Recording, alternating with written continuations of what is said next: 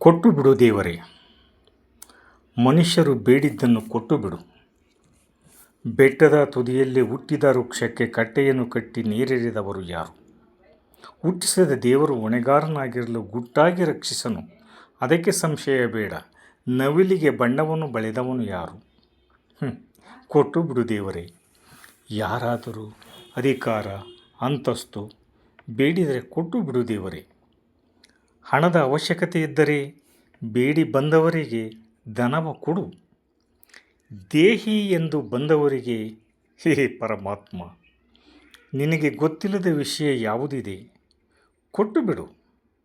ಬಡತನ ದೀನ ದಲಿತರಿಗೆ ಬಂದು ಸೇವೆಯನ್ನು ಕೊಡು ಹರಿಯೇ ಎಂದು ಕೇಳಿದರೆ ಅದನ್ನು ಕೊಟ್ಟು ಬಿಡು ಪರಮಾತ್ಮ.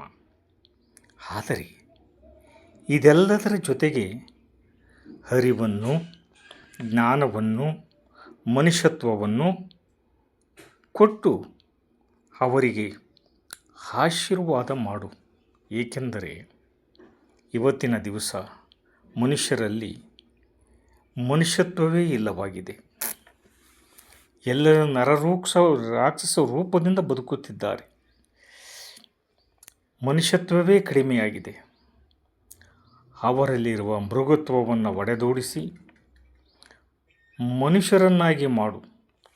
ಇದೇ ನನ್ನ ಪ್ರಾರ್ಥನೆ.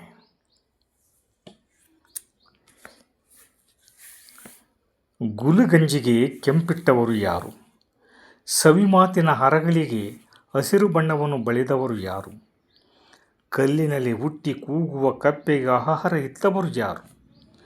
ಆ ಕಾಗಿನೆಲೆ ನೆಲೆಯಾದಿ ಕೇಶವರಾಯ ಶ್ರೀಕೃಷ್ಣ ಎಲ್ಲರನ್ನೂ ಕಾಪಾಡುವನು. ಇದಕ್ಕೆ ಸಂಶಯ ಬೇಡ.